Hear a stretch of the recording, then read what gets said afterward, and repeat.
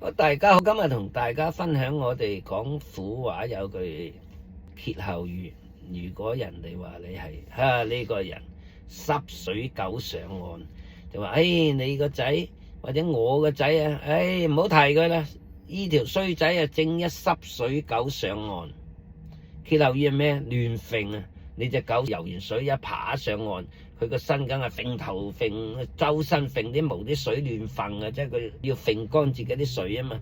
咁啊引申成濕水狗上岸亂揈咧，即係話呢個人咧好大使，大花灑唔該使嘅使，一有咗錢咧，今朝有酒今朝醉，一出糧咧，一日就揈晒啲錢啦，即係冇預後路嘅，冇儲蓄嘅，大使大花灑咁樣咧。廣府話咧就以前咧就話，呢個衰仔真係濕水狗上岸。歇後語就亂咁揈，佢唔係使得其所喎，佢唔該使又使喎，該慳佢又唔慳喎，咁佢咪濕水狗上岸亂咁揈咯。個來源就係咁樣咯。